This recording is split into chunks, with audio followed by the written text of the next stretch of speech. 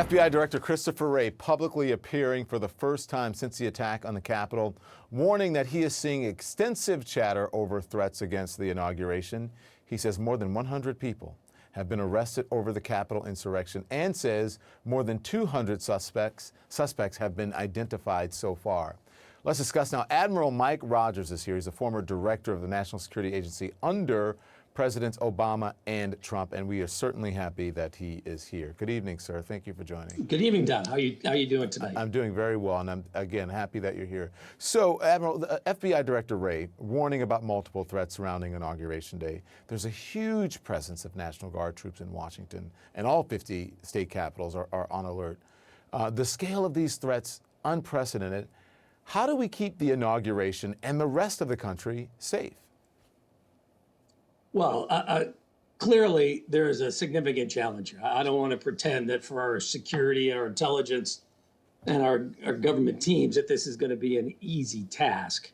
I think part of this is what you're seeing already, being very visible and very direct about the focus that the government is putting on this, ensuring the security of the event. And also remember, they not only want to ensure the security of the event, they want to ensure the well-being of everyone who is there, regardless of what their political views are. You don't want anybody to get hurt. You're also seeing very visible presence already days in advance. Again, that's all by design. And you can compare that with the kind of preps you saw last Wednesday. You can tell it's a very fundamentally different approach.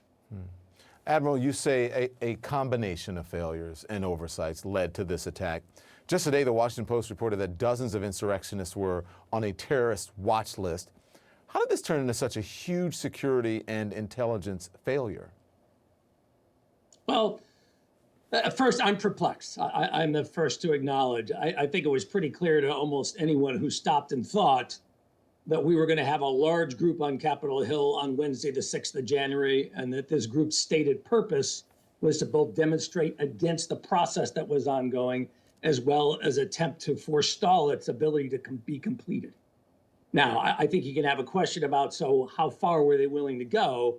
But I don't think there would be any doubt in anybody's mind that you were dealing with a mob, a large group that was prone potentially to become violent and take matters into their own hands. That would suggest to me that that would call for advanced preparation, a strong perimeter, additional forces on the ground. I mean, you saw and you heard from your discussion earlier tonight with Officer Fanone.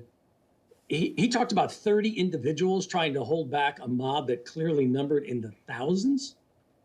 I mean, my concern would be, sadly, we were setting our people up for failure. And that's just not a good thing.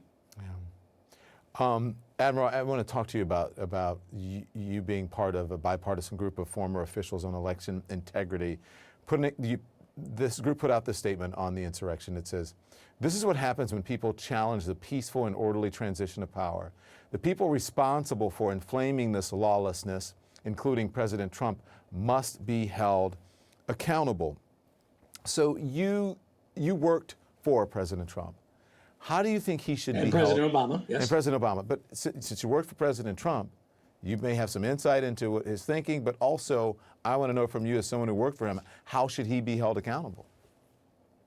Well, first of all, as a military individual, accountability is a fundamental part of the ethos and the culture that I was part of for 37 years. And as a leader in the military, you're always taught that your focus, number one, should be the mission that you've been tasked with. And then secondly, the men and women who you are responsible for in the execution of that mission. And that when suddenly it becomes about you, when you stop focusing on the mission, when you stop focusing on the well-being and the safety and security of those men and women you're responsible for, when it becomes about you, you have lost focus on what we are all about. And sadly, to me, you are seeing that play out here, where the senior-most leadership of our nation decided that the most important thing was to continue to attempt to validate, based on falsehoods and incorrect information, the view that they should continue to be the president, despite an election process that was without significant widespread fraud, that was validated and tested by every state, that had court challenges applied to it, I mean, it's gone through multiple validations, and I don't think there should be any doubt. I would tell my fellow citizens, as part of the group, there shouldn't be any doubt in anyone's mind that this was a fair and free election process. I won't argue that there weren't some errors, but there is nothing to overcome a difference of 7 million votes, certainly. Admiral, thank you for coming on. Thank you for your service to this country. We appreciate it. Please come back. No, thank you, Don. Thanks very much. Thanks. Trump